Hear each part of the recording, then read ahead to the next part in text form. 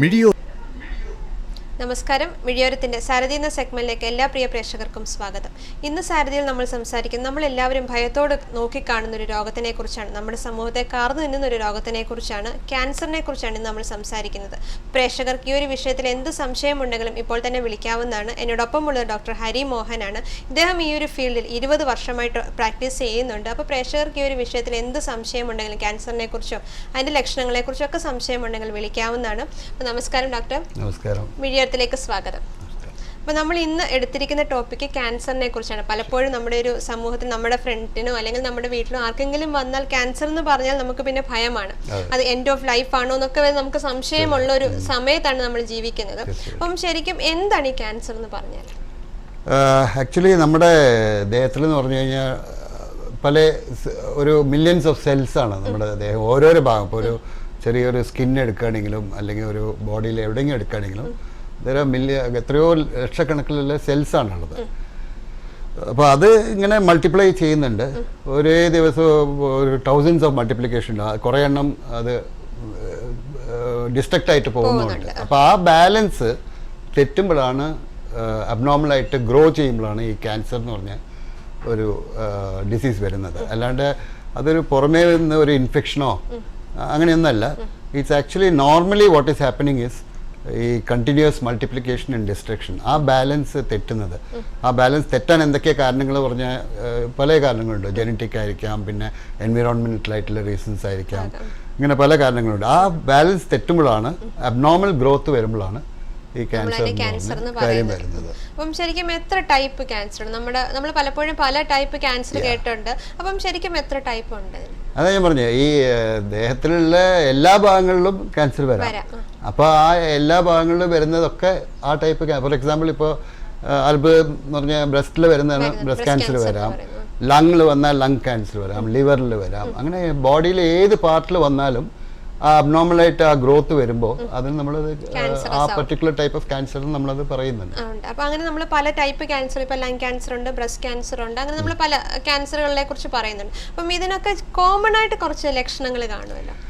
Common ആയിട്ട് എന്ന് പറഞ്ഞു കഴിഞ്ഞാൽ ഒന്ന്, ഏറ്റവും ഇപ്പോൾ ആർക്കെങ്കിലും ഒരാൾക്ക് ക്യാൻസർ വരികയാണെങ്കിൽ ഫസ്റ്റ് ഒരു ലോസ് ഓഫ് ആപ്പിറ്റൈറ്റോ അല്ലെങ്കിൽ ചിലപ്പോൾ അതുകൊണ്ട് ലോസ് ഓഫ് വെയിറ്റോ ഒരു ടയർഡ്നെസ്സോ ഇതൊക്കെ വരാൻ സാധ്യതയാണ്. വെച്ചാൽ നമ്മുടെ ബോഡിയുടെ മെറ്റബോളിക് റേറ്റ് ആ ഒരു ഗ്രോത്തിനെ കൊണ്ട് എഫക്റ്റ് ആവുന്നുണ്ട്. അത് കോമൺ ആയിട്ട് കാണുന്ന കാര്യമാണ്. പിന്നെ ആ സ്പെസിഫിക് ആയിട്ടുള്ള ആ ലൊക്കേഷനെ കൊണ്ട് വരുന്ന പ്രോബ്ലം. ഫോർ എക്സാമ്പിൾ, നമ്മൾ കുടലിൽ ക്യാൻസറിലാണെങ്കിൽ അവർക്ക് ചിലപ്പോൾ ബ്ലീഡിങ് ഉണ്ടാവും, അല്ലെങ്കിൽ ഗ്യാസ്ട്രിക് ക്യാൻസർ ആണെങ്കിൽ അവർക്ക് വോമിറ്റിംഗ് ഉണ്ടാവും, ചിലപ്പോൾ ബ്ലഡ് വോമിറ്റ് ചെയ്തു, അല്ലെങ്കിൽ ബ്ലാക്ക് കളറിലുള്ള മലം പോകാനുള്ള സാധ്യത ഉണ്ട്. മുഴകളുണ്ടാവും. ബ്രസ്റ്റ് ക്യാൻസർ എന്ന് പറഞ്ഞാൽ ഓബ്വിയസ്ലി മുഴകൾ വേറെ എവിടെയെങ്കിലും വല്ല ഇപ്പോൾ സ്കിന്നിൽ വല്ല ക്യാൻസർ വരണമെങ്കിൽ ഓബ്വിയസ് ആയിട്ട് നമുക്ക് അറിയും. ഈ പുറമേയുള്ള എക്സ്റ്റേണൽ ക്യാൻസേഴ്സ് ഒക്കെ നമുക്ക് ഇങ്ങനെ ഓബ്വിയസ് ആയിട്ട് പുറത്തുനിന്ന് കാണാൻ പറ്റും. പക്ഷെ നമുക്ക് ഉള്ളിലുള്ള ക്യാൻസേഴ്സ് എന്ന് പറയുമ്പോൾ നമുക്ക് ഈ പറഞ്ഞ സയൻസ് കൊണ്ടേ കാണാൻ പറ്റുള്ളൂ.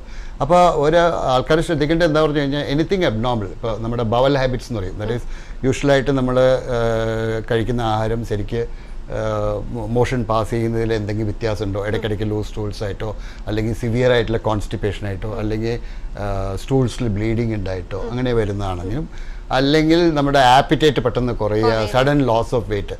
പക്ഷേ ഇത് പറയുന്നതുകൊണ്ട് ഈ പറഞ്ഞ കാര്യങ്ങളൊക്കെ വരുന്നവർക്ക് ക്യാൻസർ ആണെന്ന് ഒരിക്കലും വിചാരിക്കരുത്. These are just science. ഞാൻ അത് പറഞ്ഞ് പഠിപ്പിക്കല്ല. ഇത് ഒരു ഇൻഡിക്കേഷനാണ്.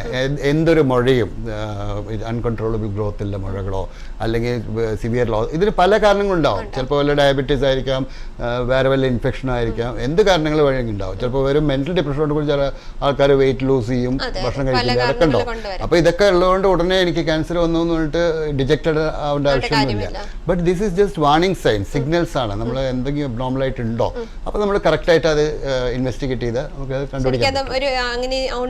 അങ്ങനെയാണെങ്കിൽ ഒരു ഏർലി ഡിറ്റക്ഷൻ കൊണ്ട് നമുക്ക് ആ ഒരു ലൈഫ് തന്നെ സേവ് ചെയ്യാൻ തീർച്ചയായിട്ടും. ആക്ച്വലി പലർക്കും ക്യാൻസർ എന്ന് പറഞ്ഞു കഴിഞ്ഞാൽ ആ പേരിന് ഒരു എന്താ പറയുക, it's like A death sentence എന്ന് പറയും. നമ്മൾ കഴിഞ്ഞു. സിനിമയിലൊക്കെ നമ്മളിപ്പോൾ കാണുന്ന അങ്ങനെയാണല്ലോ, മൂക്കുത്തി ചോര വന്നു, ആള് ഹീറോ മരിച്ചു പോയി. അതങ്ങനെയല്ല. 1960s ഞങ്ങളിപ്പോൾ മെയിനായിട്ട് ക്യാൻസറിൽ കാൽക്കുലേറ്റ് ചെയ്യുന്ന 5 year സർവൈവൽ റേറ്റാണ്. 5 കൊല്ലം ഒരാൾ ട്രീറ്റ്മെൻറ്റിൽ ജീവിക്കുകയാണെങ്കിൽ എത്ര പെർസെൻറ്റേജ് ഉണ്ട്, അതാണ് ഒരു ആവറേജ് ആയിട്ട് കാൽക്കുലേറ്റ് ചെയ്യുന്ന റേറ്റ്. അപ്പോൾ പണ്ട് 1960 ഇറ്റ് വാസ് അബൌട്ട് 10%, 10% ഉണ്ട്. 100 പേര് കഴിഞ്ഞ് 90 പേര് മരിച്ചു. പക്ഷേ ഇപ്പം അങ്ങനെയല്ല, it is come up to 60%. ഞാൻ അത് എന്തിനാ പറഞ്ഞു കഴിഞ്ഞാൽ so much of changes has taken place. പക്ഷേ ഈ ചേഞ്ചസിൻ്റെ ഗുണം കിട്ടണമെങ്കിൽ കറക്റ്റായിട്ടുള്ള ഏർലി ഡയഗ്നോസിസ് വളരെ ഇമ്പോർട്ടൻ്റ് ആണ്. വെച്ചാൽ നമുക്കത് നേരത്തെ അറിയണമെങ്കിൽ അതിൻ്റെ വളരെ ചെറിയ സ്റ്റേജിൽ നമുക്ക് പിടിക്കാൻ പറ്റും. അപ്പം നമുക്ക് ട്രീറ്റ്മെൻറ്റ് ഓൾമോസ്റ്റ് നമുക്ക് ക്യൂറായിട്ടും കൂടി ചില ക്യാൻസേഴ്സിൽ പറ്റും. പിന്നെ ഉള്ളത് ഈ ഡിറ്റക്ഷൻ മാത്രം പോരാ, ഇത് കറക്റ്റായിട്ട് ആളുടെ അടുത്ത് എത്തിച്ചേരണം. ഇത് പറഞ്ഞു കഴിഞ്ഞാൽ ഈവൻ എമംഗ് ഇപ്പോൾ മോഡേൺ മെഡിസിൻ പ്രാക്ടീസ് ചെയ്യുന്ന ആൾക്കാർക്കും കൂടി ഈ ഏരിയയിൽ സ്പെഷ്യലൈസ് ചെയ്യാത്ത ആൾക്കാരാകുമ്പോൾ അവർക്ക് ഇതിൻ്റെ ഫുൾ രീതികൾ ചിലപ്പോൾ അറിയും. പക്ഷെ അവർ കറക്റ്റായിട്ട് റെഫർ ചെയ്യും. പക്ഷെ ഇപ്പം നമ്മുടെ നാട്ടിൽ തന്നെ പല ടൈപ്പ് ഓഫ് ആൾട്ടർനേറ്റ് മെഡിസിൻസ് ഉണ്ട്, ക്വാക്കറി ഉണ്ട്, ഒന്നും പഠിക്കാത്ത ആൾക്കാരും ട്രീറ്റ്മെൻറ്റ് അങ്ങനെയൊക്കെ പോയി പെട്ട് കഴിഞ്ഞാൽ ചിലപ്പോൾ ഏർലി സ്റ്റേജിലുള്ള ആൾക്കാർ അൺഫോർച്ചുനേറ്റ്ലി ഡിലേ ആയിട്ട് ലേറ്റ് സ്റ്റേജ് ആയിട്ട് മാറി. അപ്പോൾ അവർ ട്രീറ്റ്മെൻറ്റ് ഡെഫിനറ്റായിട്ട് എഫക്റ്റ് ആവും. അല്ലെങ്കിൽ early stage it is actually very good. നമുക്കത് കുറേ ക്യാൻസേഴ്സിൽ മാറ്റിയെടുക്കാൻ പറ്റും. പിന്നെ ചിലതിൽ കംപ്ലീറ്റ് ആയിട്ട് ക്യൂർ ചെയ്യാൻ പറ്റിയില്ലെങ്കിലും they can continue for many years more comfortably or some years. പിന്നെ ചില കേസസിൽ we cannot do anything. For example ഇപ്പോൾ ലങ് ക്യാൻസറും ഈസോഫേജിയൽ എന്ന് പറയും, ഈ മോളിലത്തെ കുടലിൻ്റെയൊക്കെ നമുക്ക് വലിയ ഹോപ്പ് പറയാൻ പറ്റില്ല അൺലെസ് ഇറ്റ് ഈസ് സർജറി. വളരെ ചെറിയ ഫോമിലായിട്ട് കംപ്ലീറ്റ് ആയിട്ട് റിസെക്ട് ചെയ്യാൻ പറ്റുമെങ്കിൽ ചെയ്യാൻ പറ്റും. പക്ഷെ അത് ഒരുമാതിരി സ്പ്രെഡ് ചെയ്ത് അടുത്തുള്ള നോഡ്സിലൊക്കെ പോയി കഴിഞ്ഞാൽ നമുക്ക് അറിയായിട്ട് ചെയ്യാൻ പറ്റില്ല. പക്ഷെ അവരും കംഫർട്ടബിൾ ആയിട്ട് 1-2 കൊല്ലമൊക്കെ നമുക്ക് കീമോതെറാപ്പിയൊക്കെ കൊടുത്ത് ഡെഫിനറ്റായിട്ട് you can continue with it. പിന്നെ പെയിനും ഇതെല്ലാം കുറയ്ക്കാനുള്ള എല്ലാ മെഡിക്കേഷൻസും ഒന്നുണ്ട്. ഇപ്പൊ ഡോക്ടർ നമ്മളിപ്പോ പല ലക്ഷണങ്ങൾ പറഞ്ഞു. ഇപ്പൊ അതിനെ ഒരു ചെറിയ അങ്ങനത്തെ ഒരു ലക്ഷണങ്ങൾ നമ്മുടെ ഒരു നോർമൽ ലൈഫിൽ നിന്ന് വ്യത്യാസമായിട്ട് കാണുവാണെങ്കിൽ നമ്മളതൊന്നും ശ്രദ്ധിക്കണം. അങ്ങനെ ശ്രദ്ധിച്ചാൽ നമുക്ക് ഒരു പക്ഷേ അതിനൊരു ചാൻസ് ആണ് കാണുന്നെങ്കിൽ ആ ഏർലി ഡിറ്റക്ഷൻ കൊണ്ട് നമുക്ക് ആ ലൈഫ് സ്മൂത്ത് ആയിട്ടും സേവ് ചെയ്യാനായിട്ടും സാധിക്കും. അപ്പൊ ഡോക്ടർ ഇപ്പൊ നമ്മൾ ഇതിനകത്ത് പറഞ്ഞതിനകത്ത് എന്തൊക്കെ കാരണങ്ങൾ ഇപ്പൊ ജനറൽ ആയിട്ട് പറയാവുന്ന എന്തെങ്കിലും കാരണങ്ങളുണ്ടോ? ഓക്കെ, പലപ്പോഴും ഐ തിങ്ക് ഡയറക്റ്റ് ഈ ക്യാൻസറിൻ്റെ ഞാൻ പറഞ്ഞില്ലേ ഈ സെൽസ് നോർമലായിട്ട് മൾട്ടിപ്ലൈ ചെയ്യുന്നത് മാറി it is multiplying at a very fast rate, ഡിസ്ട്രക്ഷനെക്കാട്ടിലും കൂടുതലാണ്. അപ്പോൾ ആ കാരണം എന്താ ഉണ്ടാവുന്നത്, സംതിങ് എന്തോ ഒന്ന് ട്രിഗർ ചെയ്യുന്നുണ്ട് ആ ഫാക്ടറിന്. അപ്പോൾ ഈ ട്രിഗർ ചെയ്യുന്ന ഫാക്ടർ ചിലപ്പോൾ നമ്മൾ കഴിക്കുന്ന ഭക്ഷണമായിരിക്കാം, ചിലപ്പോൾ എൻവിറോൺമെൻറ്റൽ ഫാക്ടേഴ്സ് ആയിരിക്കാം. പക്ഷേ ഇതെല്ലാം ഡയറക്റ്റ് ഫാക്ടേഴ്സ് അല്ല. ഇതെല്ലാം ഇപ്പോൾ ആൾക്കാർ പറയും റെഡ് മീറ്റ് കഴിച്ചാൽ ക്യാൻസർ വരും. അപ്പോൾ റെഡ് മീറ്റ് മാത്രം കഴിക്കുന്നതുകൊണ്ട് ഉടനെ ക്യാൻസർ വരില്ല. അയാൾക്ക് ജനറ്റിക് ആയിട്ടുള്ള ഒരു സസെപ്റ്റബിലിറ്റി ഉണ്ടാവും, ദാറ്റ് ഈസ് വരാനുള്ള സാധ്യത ഉണ്ട്. പ്ലസ് ഈ കഴിക്കുന്ന ഫുഡ് പ്ലസ് വേറെയും കാര്യങ്ങൾ ഇതെല്ലാം കൂടി ചേർന്ന് വരുമ്പോഴാണ് ഇത് വരുന്നത്. And it's a long process, it's not a sudden direct ആയിട്ടുള്ള ഒറ്റ കോസ് നമുക്ക് പറയാൻ പറ്റില്ല. One is smoking.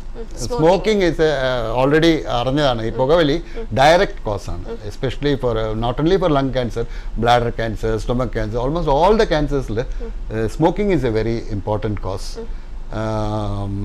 That is a direct cause. പിന്നെ വേറെ കുറേ ഫാക്ടേഴ്സ് ഉണ്ട് which can influence where all the other factors join together. അപ്പോൾ നമ്മുടെ ഒരു ലൈഫ് സ്റ്റൈൽ നിങ്ങൾ ഫുഡ് അല്ലെങ്കിൽ തീർച്ചയായിട്ടും always have a good life style, take good food. അധികം ഫ്രൈഡ് ആയിട്ടുള്ള മറ്റേ but that doesn't mean you should not take. ഉടനെ ആൾക്കാർ റെഡ് മീറ്റ് ഞാൻ തൊടേയില്ല, തൊട്ടാൽ എനിക്ക് ക്യാൻസർ, അങ്ങനെയല്ല പറയുന്നത്.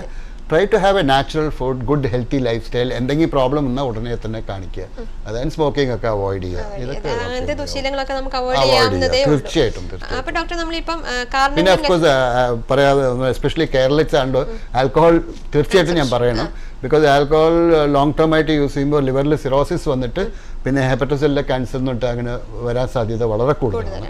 So that is also one of the big causes. അപ്പോൾ അത്തരത്തിലുള്ള ദുശീലങ്ങൾ നമുക്ക് മാറ്റാൻ പറ്റുന്ന ശീലങ്ങളൊക്കെ മാറ്റിയാൽ നമുക്ക് ഈ ഒരു രോഗത്തിന്റെ പിടിയിൽ നിന്ന് രക്ഷപ്പെടാനായിട്ട് സാധിക്കും. പക്ഷെ എന്നാൽ നമുക്ക് ഉറപ്പ് പറയാൻ പറ്റില്ല. ബിക്കോസ് ഇഫ് യു ആർ ചില ഫ്യൂ കേസസ് ഫെമിലിയലായിട്ടും ഹെറിഡിറ്ററി ആയിട്ടും വരാൻ സാധ്യതയുണ്ട്. ബ്രസ്റ്റ് ക്യാൻസറിൽ, കോളൻ ക്യാൻസറിലൊക്കെ വരാൻ ഒരു സെർട്ടൺ പെർസെൻറ്റേജ് ഓഫ് കേസസ് വരാം. അത് നമുക്ക് ചിലപ്പോൾ തടുക്കാൻ പറ്റില്ല എന്ന് വരും. പക്ഷെ അത് ഏർലി ഡിറ്റക്ഷൻ കൊണ്ട് നമുക്കത് ബെറ്റർ ആയിട്ട് ട്രീറ്റ് ചെയ്യാൻ പറ്റും. അപ്പോൾ ഡോക്ടർ നമ്മൾ ഇനിയിപ്പോൾ നമുക്ക് അതിന്റെ സ്ക്രീനിങ്ങിനെ കുറിച്ച് അറിയാം. ഇപ്പോൾ ഡോക്ടർ പറഞ്ഞ കൂട്ടത്തിൽ തന്നെ നമ്മൾ സ്ക്രീനിങ്ങിനെ കുറിച്ച് പറഞ്ഞു. ഇപ്പോൾ പല ടൈപ്പ് ക്യാൻസർ ഉണ്ട്. ഇതിൽ എല്ലാ ടൈപ്പ് ക്യാൻസറും നമുക്കൊന്ന് സ്ക്രീനിങ് വഴി നമുക്ക് കണ്ടുപിടിക്കാൻ പറ്റുമോ, അല്ലെങ്കിൽ ഏതിനാണ് നമുക്ക് അങ്ങനെ പറ്റുന്നത്? ഓക്കെ, ഒഫീഷ്യലി ഈ ക്യാൻസറിൻ്റെ ട്രീറ്റ്മെൻറ്റ് മോഡേൺ മെഡിസിനിൽ എല്ലാം അണ്ടർ ഗൈഡ് ലൈൻസ് ആണ്. ഇപ്പോൾ നമ്മൾ റെയിൽ പാത വെച്ച പോലെ ഇറ്റ് ഈസ് ഓൾറെഡി ദെയർ. അപ്പോൾ we are all follow the same path. പിന്നെ നമ്മുടെ ഇൻഡിവിജ്വലായിട്ട് ആ ഡോക്ടർക്ക്, ആ ഫിസിഷ്യനുള്ള ചെറിയ വേരിയേഷൻ അല്ലാതെ പൊതുവായിട്ട് ഇതെല്ലാം ഇൻ്റർനാഷണലി certain ഗൈഡ് ലൈൻസ് ആണ്. ഇപ്പോൾ for example national cancer comprehensive network എന്ന് പറഞ്ഞിട്ടുണ്ട്, NCCN ഗൈഡ് ലൈൻസ് പറയും. അതുപോലെ European society of medical oncology. അപ്പോൾ ഇവർ ഈ തരുന്ന ഗൈഡ് ലൈൻസ് ഒക്കെ പ്രകാരം അവർ പല ടൈപ്പിലും സ്ക്രീനിങ് നോക്കിയിട്ടും ആകെ നമുക്ക് കോസ്റ്റ് എഫക്റ്റീവായിട്ടും ശരിക്കും എഫക്റ്റീവായിട്ട് കണ്ടിരിക്കുന്ന 3 കാര്യങ്ങളാണ്. ഒന്ന് കോളൻ ക്യാൻസർ, കുടലിൻ്റെ ക്യാൻസർ. ഓക്കെ. പിന്നെ ഇനിയൊന്ന് ഉള്ളത് സെർവൈക്കൽ ക്യാൻസർ, ലേഡീസിനുള്ള യൂട്രസിൻ്റെ അറ്റത്തിലെ സെർവൈക്കൽ പോർഷൻ, അതിൻ്റെ ക്യാൻസർ റിഡക്ഷനാണ്. പിന്നെ ഉള്ളത് പിന്നെ നമ്മുടെ ബ്രസ്റ്റ് ക്യാൻസർ ഓഫ് കോഴ്സ്. അപ്പോൾ ഇത് 3ഉം അക്സെപ്റ്റഡ് ആണ്. അപ്പോൾ ഈ സ്ക്രീനിങ് എന്ന് പറഞ്ഞാൽ എന്താ? സ്ക്രീനിങ് എന്ന് പറയുമ്പോൾ നമ്മൾ ക്യാൻസർ പേഷ്യൻസിനെ അല്ല ട്രീറ്റ് ചെയ്യുന്നത്. We are treating the we are not treating, we are detecting from the normal population. അപ്പോൾ ലക്ഷക്കണക്കിലുള്ള ആൾക്കാർ നോക്കിയിട്ട് അതിന് എത്ര പെർസെൻറ്റേജ് ആണ് നമുക്ക് എടുക്കുക എന്നുള്ളതാണ് ഇമ്പോർട്ടൻറ്റ്. ഇപ്പോൾ ഫോർ എക്സാമ്പിൾ ഇപ്പോഴത്തെ ലേറ്റസ്റ്റ് ആസ്കോയുടെ അമേരിക്കൻ സൊസൈറ്റി ഓഫ് ക്ലിനിക്കൽ ഓൺകോളജിയുടെ ഗൈഡ് ലൈൻസ് പ്രകാരം മാമോഗ്രാം ആണ് നമ്മൾ ലേഡീസിന് പറയുന്നത്. പണ്ട് ബ്രസ്റ്റ് സെൽഫ് എക്സാമിനേഷൻ ഉണ്ടായിരുന്നു, ഇപ്പം അത് പറയുന്നില്ല. മാമോഗ്രാം ചെയ്യുന്നത് from 40 years you can do up to about 50 years you can do it annually. അത് കഴിഞ്ഞ് biannual up to 55 to 60 years. That is up to you can go up to 60-65 വരെ പോവാം. That is 10 year ഇനി ഉണ്ടെങ്കിൽ അത് വരെ അത് mammogram ചെയ്യുന്നതാണ്. അപ്പോൾ അതിൽ നമുക്ക് ഈ മാമോഗ്രാം ചെയ്യുമ്പോൾ ചില സയൻസ് ഉണ്ട്, അത് റേഡിയോളജിസ്റ്റിനെ കണ്ടുപിടിക്കാൻ പറ്റും. ചെറിയ മൈക്രോ കാൽസിഫിക്കേഷൻ അത് എന്ന് പറഞ്ഞാൽ അപ്പോൾ അത് വരുമ്പോൾ സംശയമാണ്, അപ്പോഴും നമുക്ക് ഉറപ്പില്ല. അങ്ങനെ സംശയമുള്ള ആൾക്കാരെ നമ്മൾ ബയോപ്സിയോ എന്തെങ്കിലും എടുത്തിട്ട് കൺഫേം ചെയ്തിട്ട് പിന്നെ നമ്മൾ ട്രീറ്റ്മെൻറ്റാണ് പോകുന്നത്. അതേപോലെ തന്നെ ഇടപെടുന്നു. നമ്മളിപ്പോൾ ഒരു പ്രേക്ഷകൻ ചേരുന്നുണ്ട്. Hello, good afternoon. Good afternoon. എൻ്റെ പേര് പ്രവീൺ എന്നാണ്, ഞാൻ അബുദാബിയിൽ വിളിക്കുന്നു. ഓക്കെ പ്രവീൺ, ഡോക്ടറോട് ചോദിച്ചോളൂ. Okay, good afternoon doctor. Good afternoon. ഇപ്പോൾ റീസെന്റ് നമ്മൾ ഇന്ത്യയിൽ തന്നെ ഒരു പഠനം നടത്തിയപ്പോൾ ഏറ്റവും കൂടുതൽ കേരളത്തിലാണ് ക്യാൻസർ രോഗികൾ കണ്ടുവരുന്നതെന്നുള്ളൊരു പഠന റിപ്പോർട്ട് കണ്ടിരുന്നു. അത് എന്തുകൊണ്ടാണത്? അത് എവിടുന്ന് ആരാ അങ്ങനെ എവിടുന്നാണ് വന്നിരിക്കുന്ന പഠന റിപ്പോർട്ട്? അങ്ങനെ ഒരു റിപ്പോർട്ട് ഇതില് ഫേസ്ബുക്കിലൊക്കെ കണ്ടിരുന്നു. ശരി. അല്ല, എനിക്ക് ഐ എം നോട്ട് അവെയർ. ഇത് നമ്മൾ സാധാരണ ക്യാൻസർ രജിസ്ട്രീസ് നോക്കിയിട്ടാണ് ഇങ്ങനത്തെ സ്റ്റേറ്റ്മെൻറ്റ്സ് നമ്മൾ പറയുള്ളൂ. കേരളയിൽ അങ്ങനെ കൂടുതൽ ഇൻസിഡൻസ് ഉണ്ടോയെന്ന് I'm not aware of it. പിന്നെ അത് മാത്രമല്ല, ക്യാൻസറിന് ട്രീറ്റ്മെന്റ് ചെയ്യാൻ പറ്റില്ല, അതിന് മരുന്നില്ല എന്നുള്ളൊരു അറിയാൻ വേണ്ടിട്ട്. അത് പിന്നെ ദ പ്രോബ്ലം നമ്മുടെ നാട്ടിൽ എല്ലാവരും എക്സ്പെർട്സാണ് എല്ലാറ്റിലും. ഇപ്പം ഞാൻ സിനിമ ഫീൽഡിനെ പറ്റിയിട്ട് എനിക്ക് എന്തെങ്കിലും പറയാൻ പറ്റുമോ? I'm not an expert in that. അപ്പോൾ അതുപോലെ വേറെ ഫീൽഡിലുള്ള ആൾക്കാർ അവർക്ക് അറിയാത്ത കാര്യങ്ങൾ പറയാതിരിക്കുന്നതാണ് നല്ലത്.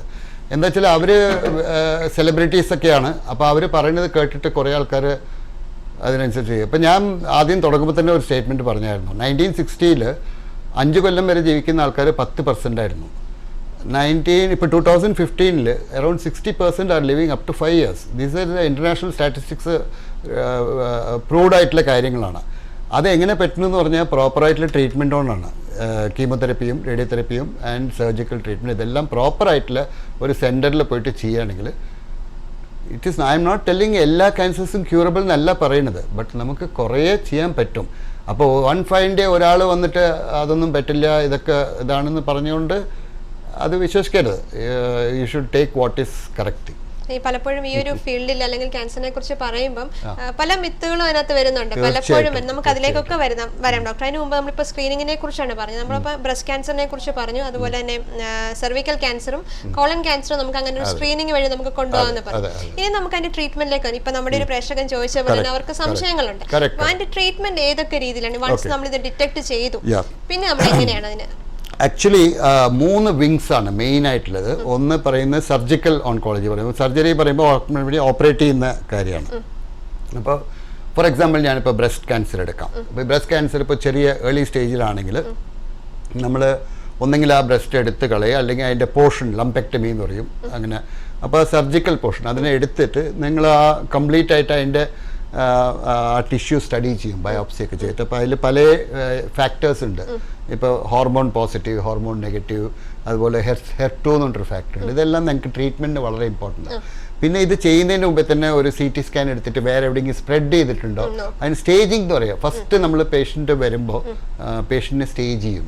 ഇപ്പോൾ ഈ പുറമേ കാണുന്നത് മാത്രമാണോ, അകത്ത് വേറെ എവിടെയെങ്കിലും ഉണ്ടോ. അപ്പോൾ അങ്ങനെ സ്റ്റേജ് 1, സ്റ്റേജ് 2, ഓരോ സ്റ്റേജിനും ഓരോരോ ട്രീറ്റ്മെൻറ്റ് ഓൾറെഡി റെഡിയാക്കുക. ഇപ്പോൾ ഫോർ എക്സാമ്പിൾ ഏർലിയർ സ്റ്റേജ് ആണെങ്കിൽ ഈ ലംപെക്ടമി ചെയ്ത് കഴിഞ്ഞിട്ട് പിന്നെ അവർക്ക് കീമോതെറപ്പി കൊടുക്കും. അതൊരു ഇത്ര സൈക്കിൾ എന്ന് പറഞ്ഞിട്ടൊരു കണക്കുണ്ട്. കീമോതെറപ്പി എന്ന് പറഞ്ഞു കഴിഞ്ഞാൽ അതും ഒരു ഭീകരമായിട്ടുള്ള കാര്യമൊന്നുമല്ല. അതൊരു കുറേ മിത്തുണ്ട്. കീമോതെറപ്പി എന്ന് പറഞ്ഞു കഴിഞ്ഞാൽ ഒരുമാതിരി ഒരു ഡെത്ത് സെൻറ്റൻസ് പോലെ ആൾക്കാർ വിചാരിക്കുന്നത്.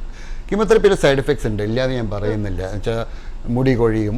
പക്ഷേ സാധാരണ ഇത് കഴിഞ്ഞാൽ മുടി അവർക്ക് തിരിച്ചു വരും. 5-6 മാസം കഴിഞ്ഞ് കഴിഞ്ഞാൽ തിരിച്ചു വരും. പിന്നെ ചില കൂട്ടർ ജോലിക്ക് പോയിട്ട് 3 ആഴ്ചയ്ക്ക് ഒരിക്കൽ വന്ന് കീമോതെറപ്പി എടുക്കുന്ന എത്രയോ പേരുണ്ട്. പിന്നെ പഴയ വോമിറ്റിങ്ങും അതെല്ലാം ഇപ്പോൾ വളരെ കുറവാണ്. എന്ന് വെച്ചാൽ നല്ല നല്ല മരുന്നുകളുണ്ട്. പഴയ പോലത്തെ അത്രയും ബുദ്ധിമുട്ടുകളൊന്നുമില്ല. പിന്നെ ഉണ്ടാവും, ഇല്ലയെന്ന് ഞാൻ പറയില്ല. വെച്ചാൽ കൗണ്ട് കുറയും, ചിലപ്പോൾ അസുഖങ്ങൾ വരാം, ഇതൊക്കെ ഉണ്ടാവും. പിന്നെ ഈ ആ കീമോതെറപ്പിക്ക് എടുത്തിട്ട് ഇപ്പോൾ റേഡിയോ തെറപ്പി എന്നിട്ടൊരു ഭാഗമുണ്ട്. ഇപ്പോൾ ഞാൻ ഒരു ബ്രസ്റ്റ് ക്യാൻസറിന് മാത്രമേ പറയുന്നത്. അത് കഴിഞ്ഞിട്ട് അവർക്ക് ആ ഭാഗം ഓപ്പറേറ്റ് ചെയ്ത ഭാഗത്തിൽ റേഡിയേഷൻ. ഇതിന് കാരണം എന്താ പറഞ്ഞു കഴിഞ്ഞാൽ നമ്മൾ ആ ഭാഗം പണ്ടൊക്കെ എന്താ പറഞ്ഞാൽ ഇതിന് ഓപ്പറേറ്റ് ചെയ്യുന്നത് മാത്രമേ ഉള്ളൂ. പക്ഷേ അതിൻ്റെ ഇടയ്ക്ക് ചെറിയ 1-2 സെല്ലുകൾ ആ സൈഡിലൊക്കെ എവിടെയെങ്കിലും പോയിട്ടുണ്ടാവും, അല്ലെങ്കിൽ വേറെ എവിടെയെങ്കിലും ഭാഗങ്ങളിൽ ഉണ്ടാവും. അത് നമ്മളൊന്നും ചെയ്യുന്നില്ല. നമ്മൾ മാക്രോസ്കോപ്പിക്കായിട്ട് കണ്ണിൽ കാണുന്നത് മാത്രമേ എടുക്കുന്നുള്ളൂ. കീമോതെറപ്പി എന്ന് പറയുന്നത് സിസ്റ്റമിക് ട്രീറ്റ്മെൻ്റ് ആണ്. അപ്പോൾ അത് ബ്ലഡ് കൂടി പോയിട്ട് അങ്ങനെ എവിടെയെങ്കിലും ബാക്കി അടിച്ച് അതിനെയൊക്കെ നശിപ്പിക്കും. അതേപോലെ തന്നെ ലോക്കലൈസ്ഡ് ആയിട്ട് റേഡിയോതെറപ്പി കൊടുക്കുമ്പോൾ ബാക്കിയുള്ള അല്ലെങ്കിൽ എന്താ പറഞ്ഞാൽ അത് തിരിച്ചു വരാനുള്ള ചാൻസ്. ഇതെല്ലാം നമ്മൾ ഇപ്പോൾ ഞാനോ അല്ലെങ്കിൽ വേറെ ഡോക്ടറോ ഇമാജിനേഷൻ കൊണ്ട് പറയുന്നല്ല. ഇതൊക്കെ എത്രയോ കൊല്ലം ട്രയൽസ് ചെയ്തിട്ട് ഇത് ചെയ്യാതെ ഇരിക്കുന്നതുകൊണ്ട് എത്ര ദൂഷ്യമുണ്ട് എന്ന് പറഞ്ഞിട്ട് എല്ലാം സയൻറ്റിഫിക് ആയിട്ട് സ്റ്റഡി ചെയ്തിട്ടേ ഈ ഫീൽഡിലും എല്ലാം ചെയ്യാൻ പറ്റും. അപ്പോൾ അതുപോലെ തന്നെ ചില ട്രീറ്റ്മെൻറ്റിൽ ചിലപ്പോൾ സർജറി കഴിഞ്ഞാൽ റേഡിയോതെറപ്പി മാത്രമേ ഉണ്ടാവുള്ളൂ. ചിലത് വേറെ ഒന്നും വേണ്ടി വരില്ല. ചിലതിൽ ഹോർമോൺ തെറപ്പി പറയും, ഈ ഗുളികകൾ മാത്രം കൊടുക്കുന്നത്. ഫോർ എക്സാമ്പിൾ പ്രോസ്റ്റേറ്റ് ഒക്കെ ആണെങ്കിൽ അവർക്ക് ഹോർമോൺ തെറപ്പി മാത്രം ചിലപ്പോൾ മതിയാവും. പക്ഷെ ഒരു സ്റ്റേജ് കഴിഞ്ഞാൽ ചിലപ്പോൾ അവർക്ക് റേഡിയോതെറപ്പി വേണ്ടി വരും. അങ്ങനെ ഈ മൂന്നും it can be used combined, mixed according to the ഏത് ടൈപ്പ് ഓഫ് ക്യാൻസർ ആണ്, ഏത് സ്റ്റേജാണ്, ഏത് ആവശ്യമാണുള്ളത് അതിനനുസരിച്ചിട്ട് യൂസ് ചെയ്യുക. ഇതാണ് 3 മെയിൻ തിങ്. പിന്നെ ഓഫ് കോഴ്സ് ഇപ്പോൾ വരുന്നത് ഇമ്മ്യൂണോതെറപ്പി പറയും. നമ്മുടെ ദേഹത്തിൻ്റെ ഇമ്മ്യൂണിറ്റിനെ കൂട്ടിയിട്ട് T-സെൽ ആക്ടിവേഷൻ എന്നൊക്കെ പറഞ്ഞിട്ട് ഇപ്പോൾ പുതിയതായിട്ട് വരുന്ന കാര്യങ്ങളുണ്ട്. പിന്നെ അതുപോലെ തന്നെ കീമോതെറപ്പി അല്ലാതെ ടാർഗറ്റഡ് തെറപ്പിയാണ് ഇപ്പോഴത്തെ ലേറ്റസ്റ്റ്. ടാർഗറ്റഡ് തെറപ്പി പറഞ്ഞു കഴിഞ്ഞാൽ ഏറ്റവും വലിയ ബുദ്ധിമുട്ട് കീമോതെറപ്പി എന്ന് പറഞ്ഞു കഴിഞ്ഞാൽ അത് ക്യാൻസർ സെല്ലിന് മാത്രമല്ല ബാധിക്കുന്നത്, അത് നോർമൽ സെൽസിനെ എഫക്ട് ചെയ്യുന്നുണ്ട്. അതുകൊണ്ടാണ് ഈ സൈഡ് എഫക്ട്സ് വരുന്നത്. ഇപ്പോൾ ഫോർ എക്സാമ്പിൾ നമ്മൾ മുടി കൊഴിയുന്നത് എന്തിനാണ്? ആൾക്കാർ പറയും ചൂടാണ്, എന്നിട്ട് ഇത് ഐസൊക്കെ തലയിൽ കൊണ്ട്, അതല്ല കാരണം. ഇത് പറഞ്ഞാൽ ഹെയർ സെൽസ് പറഞ്ഞാൽ വളരെ ഫാസ്റ്റായിട്ട് മൾട്ടിപ്ലൈ ചെയ്യുന്നതാണ്. ക്യാൻസർ സെൽസും വളരെ ഫാസ്റ്റായിട്ട് മൾട്ടിപ്ലൈ ചെയ്യുന്നത്. അപ്പോൾ അതുകൊണ്ടാണ് മുടി പോകുന്നത്. അപ്പോൾ അങ്ങനെ അതിൻ്റെ റീസൺ ഉണ്ട്. എല്ലാറ്റിനും there is the reason behind it. So അത് നമുക്ക് അതിനനുസരിച്ചിട്ടുള്ള ട്രീറ്റ്മെൻറ്റ് ആ സ്റ്റേജിനനുസരിച്ച് നമുക്ക് ഇപ്പൊ ഡോക്ടർ പറഞ്ഞാൽ ഇപ്പൊ കീമോതെറാപ്പി ഉണ്ട്, അല്ലെങ്കിൽ പിന്നെ റേഡിയോതെറാപ്പി ഉണ്ട്, അല്ലെങ്കിൽ സർജറി ഉണ്ട്. അപ്പൊ ഇതും ഒരു പക്ഷെ നമ്മൾ ഇത് മൊത്തം 3ഉം കമ്പൈൻ ചെയ്തായിരിക്കും ചില ട്രീറ്റ്മെന്റ് നടത്തുന്നത്. ചിലതിനകത്ത് ഒരെണ്ണം മാത്രം മതിയായിരിക്കും. അത് ഏത് ടൈപ്പ് ക്യാൻസർ ആണോ അല്ലെങ്കിൽ അത് ഏത് സ്റ്റേജിലാണോ എന്ന് അറിഞ്ഞതിന് ശേഷമാണ് നമ്മൾ അതിലോട്ട് പോകുന്നത്. അപ്പം ശരിക്കും ഇപ്പൊ ഇങ്ങനെ ഒരു ക്യാൻസർ വന്നതിന് ട്രീറ്റ്മെന്റ് ഇല്ല എന്ന് മാത്രം ആരും കരുതരുത്. അത് ഏത് സ്റ്റേജിലാണോ ഇപ്പൊ ഏർലിയർ ഡിറ്റക്ട് ചെയ്യാൻ സാധിച്ചാൽ നമുക്കത് ആ ഒരു രോഗത്തിന് നമുക്ക് ക്യൂർ ചെയ്യാനും സാധിക്കാറുണ്ട്. ഇനി ഡോക്ടർ നമുക്ക് അതിന്റെ മിത്തിലേക്ക് പോകാം. ഞാൻ ഒരു കാര്യം ഒന്നും കൂടി പറയാൻ വിട്ടുപോയി. ആ ടാർഗറ്റഡ് തെറപ്പി ഞാൻ പറയണ്ടായിരുന്നു. For the past I think 10-20 കൊല്ലമായിട്ട് 10-15 കൊല്ലമായിട്ട് ഡെവലപ്പ് ചെയ്യുന്ന ഒരു കാര്യമാണ്. ദറ്റ് ഈസ് ഈ സ്പെസിഫിക് ആയിട്ടുള്ള ആ ക്യാൻസർ സെല്ലിനെ മാത്രം നശിപ്പിക്കുന്ന ചില സെൽസ്, മോണോക്ലോണൽ ആൻറ്റിബോഡീസ് എന്ന് പറയും. അതുപോലെ ചില ഇൻഹിബിറ്റേഴ്സ് ഒക്കെ ഇപ്പോൾ വന്നിട്ടുണ്ട്. അതിൽ നല്ല ചേഞ്ചസ് കുറേ ഇപ്പോൾ ഒരു ടൈപ്പ് ഓഫ് ലുക്കീമിയ ഉണ്ട്, ക്രോണിക് മൈലോയിഡ് ലുക്കീമിയ. ഒരു കാലത്തിൽ അത് it was not treatable at all, people use to dye.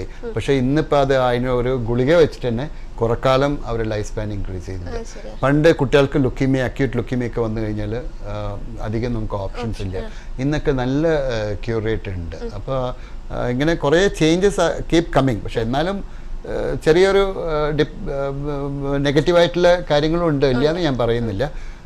അപ്പോൾ അതിനനുസരിച്ചിട്ട് നമ്മൾ കറക്റ്റായിട്ടുള്ള ആളുടെ അടുത്ത് ചെല്ലണം. അതാണ് മെയിൻ ആയിട്ടുള്ള കാര്യം. നല്ലൊരു ട്രീറ്റ്മെന്റ് നമ്മൾ എടുക്കണം.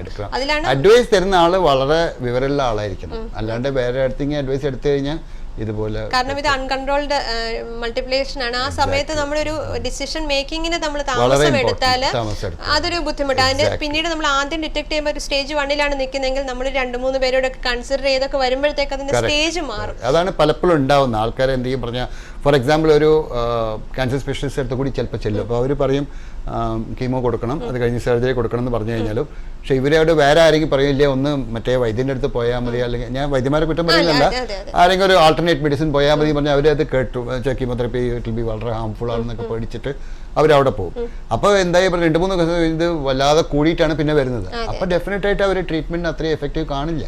അതല്ല ഡോക്ടർ, ഞാൻ പെട്ടെന്ന് തന്നെ നമുക്ക് സമയം ഇവിടെ തീരാറായിരിക്കണം, നമുക്ക് പെട്ടെന്ന് തന്നെ പോകാം, നമുക്ക് അതിന്റെ മിത്തിലേക്ക് പോകാം. പലപ്പോഴും പലരുടെ ഒരു സംശയമാണ് ഇപ്പൊ കീമോതെറാപ്പി ഒക്കെ ചെയ്യുമ്പോൾ ഡയറ്റില് മധുരം കഴിക്കാൻ പാടില്ല, അല്ലെങ്കിൽ ഭയങ്കര വേദനയാണ്, അങ്ങനെ പലതും നമ്മൾ കേൾക്കുന്നുണ്ട്. അപ്പം അതിന്റെ ബിറ്റ്സ് ഉണ്ട്, എസ്പെഷ്യലി ഡയറ്റിൽ നമ്മൾ ഷുഗർ കഴിക്കാൻ പാടില്ല. ഇത് എനിക്ക് തോന്നുന്നു കഴിക്കാൻ പാടില്ലാത്ത കാര്യങ്ങളാണ് കൂടുതൽ. എന്നെ ചോദിക്കുകയാണെങ്കിൽ ഫുഡായിട്ട് വലിയ നമ്മുടെ ഐഡിയൽ ആ സമയത്ത് എന്താ പറഞ്ഞാൽ ഏറ്റവും കൂടുതൽ ന്യൂട്രീഷൻ വേണം, വെച്ചാൽ അവർക്ക് സ്റ്റാമിന വേണം ആ സമയത്ത്. ആ സമയത്ത് നമ്മൾ ആവശ്യമില്ലാത്ത ഓരോന്ന് കഴിക്കാൻ, ഈ കീമോതെറപ്പിയിൽ ചിലപ്പോൾ കൗണ്ട് കുറയും. ആ സമയത്ത് നമ്മൾ പുറത്തെ ഫുഡൊന്നും കഴിക്കാൻ പാടില്ല, ഇൻഫെക്ഷനൊക്കെ വരാൻ ചാൻസ് ഇല്ല. അതല്ലാതെ നമുക്ക് പിന്നെ ആപ്പിറ്റേറ്റും കുറയും, പിന്നെ സ്റ്റൊമറ്റൈറ്റിസ് ഒക്കെ ഉണ്ടാവും. അതുകൊണ്ട് അവരെ നിർബന്ധിക്കരുത്, അവർക്ക് സ്മോൾ റെഗുലർ മീൽസ് കൊടുക്കുക, പിന്നെ ഡ്രൈ ഫ്രൂട്ട്സ്, ഇങ്ങനെ ഹൈ കാലറിയിലുള്ള ഫുഡ് കൊടുക്കുക, പിന്നെ എന്താ ഇഷ്ടമുള്ള വെച്ചാൽ കൊടുക്കാം. അപ്പോൾ ഇഷ്ടമുള്ള ഫുഡൊന്നും അയ്യോ അത് കഴിക്കാൻ പാടില്ല എന്ന് ഇവിടെ കണ്ടു അത് കഴിക്കാൻ അങ്ങനെ പറയാൻ പറ്റില്ല. ഇപ്പം പെയിൻ എന്ന് പറഞ്ഞൊരു ഫാക്ടർ ഇന്ന് നല്ലോണം കൺട്രോൾ ചെയ്യാനുള്ള മെഡിക്കേഷൻസ് ഉണ്ട്. അപ്പോൾ അതിനനുസരിച്ച് നിങ്ങളുടെ ഓൺകോളജിസ്റ്റോ അല്ലെങ്കിൽ പെയിൻ മാനേജ്മെന്റ് സ്പെഷ്യലിസ്റ്റോ അവർ കാണുമ്പോൾ അത് ഡെഫിനറ്റ് ആയിട്ട് പെയിൻ നമുക്ക് മാനേജ് ചെയ്യാൻ പറ്റും. Doctor, thank you so much ഇവിടെ വന്ന് ഇത്രയും കാര്യങ്ങൾ നമ്മുടെ പ്രേക്ഷകരുമായിട്ട് ഷെയർ ചെയ്തത്. ശരിക്കും ഒരു അവയർനെസ് ആണ് നമ്മളത് നൽകുന്നത്. പലർക്കും ഈ ഒരു ഫീൽഡിൽ അവയർനെസ് ആണ് കുറവ്, എന്ത് ചെയ്യണം എന്നറിയില്ല. ഇപ്പൊ ക്യാൻസർ ആണെന്ന് അറിയുവാണെങ്കിൽ ഇതാണ് എൻഡ് ഓഫ് ദി ലൈഫ്. എൻ്റെ ടേക്ക് ഹോം മെസ്സേജ് ഇതാണ്, അൺഫോർച്ചുനേറ്റ്ലി നിങ്ങൾക്ക് ആർക്കെങ്കിലും അങ്ങനെയും വരികയാണെങ്കിൽ please go to the right person. കറക്റ്റായിട്ടുള്ള ഒരാളുടെ അടുത്ത് പോകും. ബാക്കിയുള്ള ആൾക്കാർ പറയുന്നൊന്നും കേട്ട് എഫക്റ്റ് ആവണ്ട, ആൻഡ് കറക്റ്റായിട്ടുള്ള ട്രീറ്റ്മെന്റിലേക്ക് പോകുക. അപ്പം ഈ ഒരു നോട്ടോട് കൂടി തന്നെ ഇന്നത്തെ എപ്പിസോഡ് ഇവിടെ വൈൻഡപ്പ് ചെയ്യുകയാണ്. അടുത്ത ദിവസം മറ്റൊരു അതിഥിയുമായി കാണുമ്പോഴേക്കും നന്ദി, നമസ്കാരം. Thank you.